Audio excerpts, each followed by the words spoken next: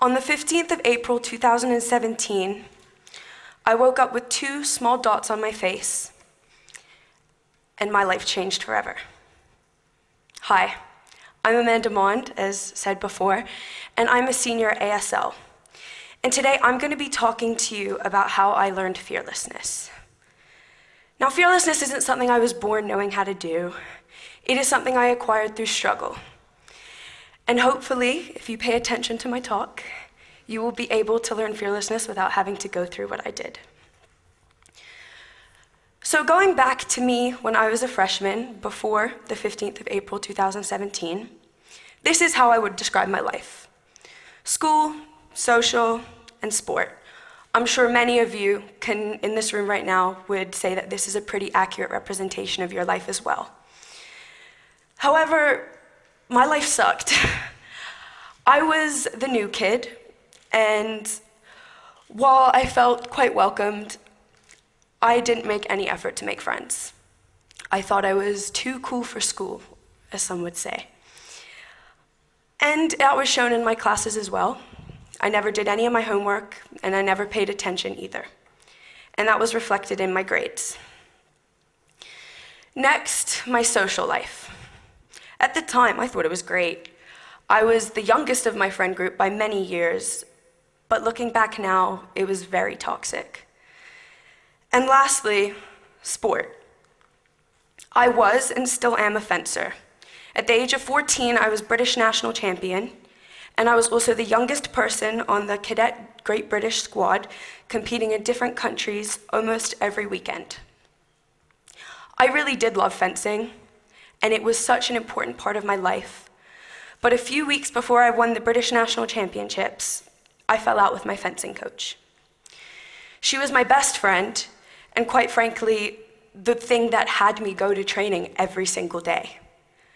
I lost my passion, and I had to move fencing clubs because the argument was so bad. And I just didn't want to do it anymore. If it wasn't for my parents driving me to and from training every day, I don't think I would have gone. I'd come up with excuses, oh, I have too much work, not that I did it, or, oh, I don't feel well. And it was just excuses, really. And something needed to change because overall, I was just on a self-destructive path, and it was not good. And something did change.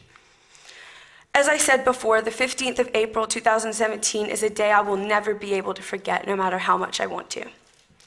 I was at a fencing competition, and I woke up with these 2 tiny dots on my face. And I looked in the mirror and I said, I'm getting acne, my life is ruined. Now, I was so right and so wrong at the same time.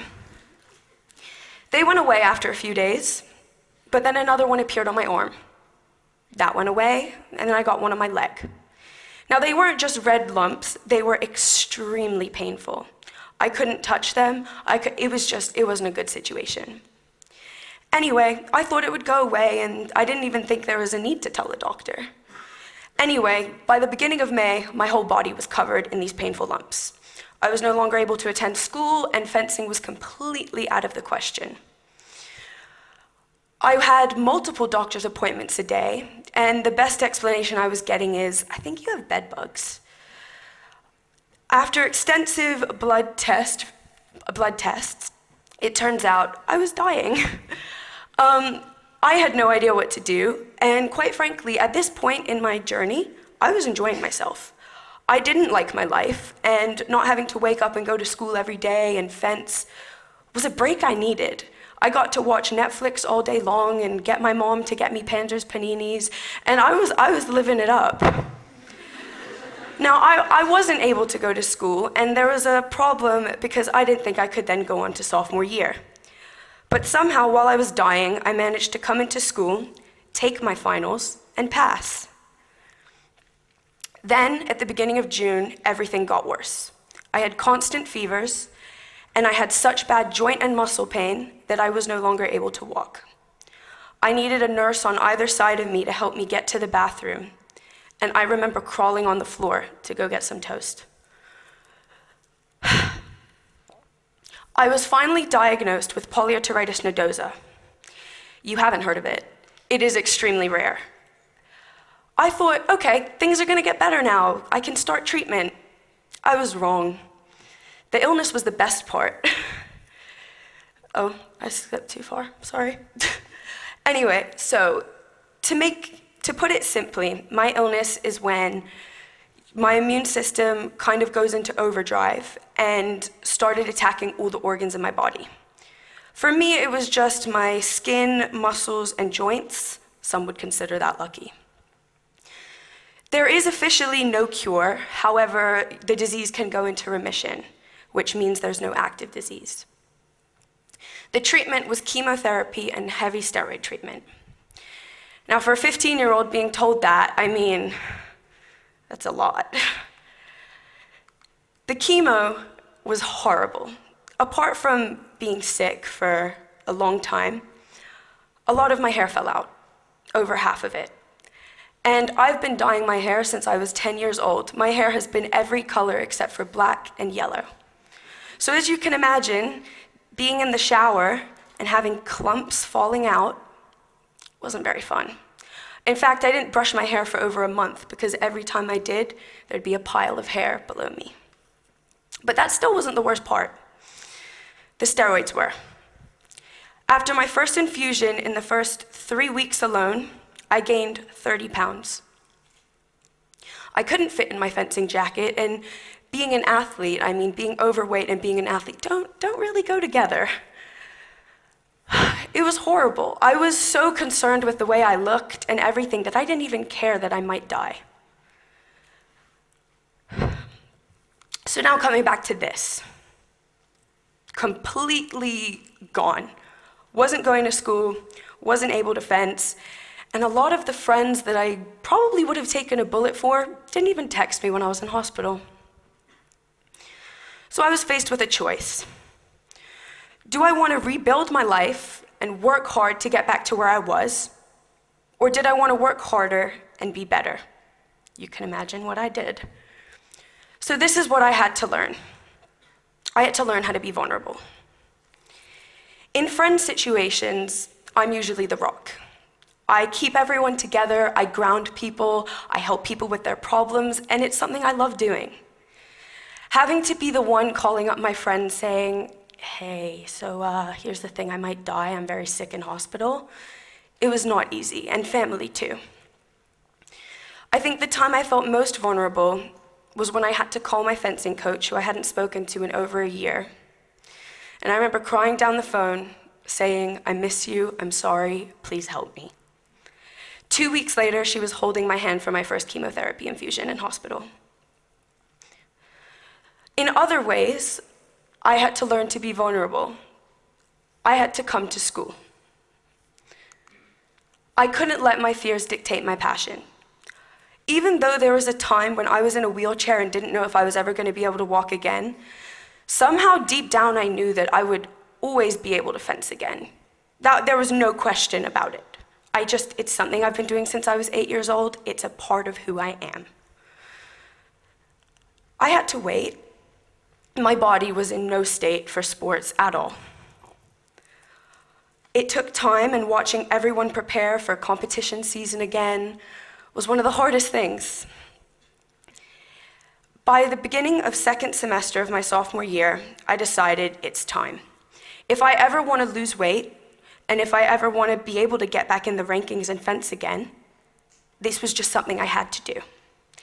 And with the help of my fencing coach, who's also one of my best friends, I was able to go back into training. Now, it still wasn't easy. I walked in the door, everyone was staring at me, whispering. Some people thought I had a baby. I don't know. It was weird, and no one was able to ask me about it. I mean, I know I left the fencing community a champion, but I still wasn't liked, probably because I was a champion. But anyway, if I allowed my fears to dictate my passions, I never would have been able to go back fencing. In fact, I had a fencing competition last weekend, which explains the bruises on my legs. I mean, a lot better than the lumps, to be honest. And last, but most certainly not least, I had to confront my fears. The hardest thing for me was coming back to school, hands down. I didn't have that friend group of support that knew everything I went through. There were a few people, don't get me wrong, shout out to you if you were with me then. But I didn't have a place of belonging. When I was in hospital, one person from ASL texted me. And I said to them, no one else has reached out. I woke up the next morning with over 60 requests to add me on Snapchat with all sorts of messages. Oh, I was in your math class. I hope you're better. I didn't even know their names. I really didn't pay attention in school. So I felt like I did have something to hold on to, that I could go back to this place and not be the kid that would eat lunch in the bathroom by herself. I could sit and talk to people. So I managed to come back to school. And it was hard. If it wasn't for my mother, I probably wouldn't have come back. I had a panic attack every single morning of September. Often I'd get to school, I'd be in class, I'd catch someone staring at me, another panic attack. It was hard, but it's the best thing I did. Because when I started coming back to school, I didn't have a social life or fencing. So I thought, maybe I'll do some of my homework. We'll see what happens. Teachers probably assign it for a reason. So I did my homework, and I thought, I'll pay attention in class too. It could be interesting. So I did. And then I got my first few quizzes back, and I noticed some A's, and I was like, okay, that's a bit weird. I did more. Anyway, by the time first semester grades came out, I don't even think my parents knew who I was anymore. I would rush home from school to start my work. I'd be so excited, I'd enjoy doing it, and then I'd finish it and I'd feel so empty. And part of me's thinking there's something wrong with me. The other part wants to do more. And I realized that I was subconsciously using school as a distraction from my health problems. But it wasn't a bad distraction. It was amazing for me. Now I'm applying to colleges I couldn't have even dreamed of. And sophomore year, I actually made honor roll, which if you had told me or my teachers the year before, we would have laughed in your face. So it's clear to see that I was able to use this experience to make my life better. And quite frankly, standing here on stage before you and being able to say that everything I went through was just so worth it is all that 15-year-old me going through chemotherapy would have wanted. So thank you. And hopefully you can apply some of these and learn fearlessness. You just gotta do it, man. So thank you.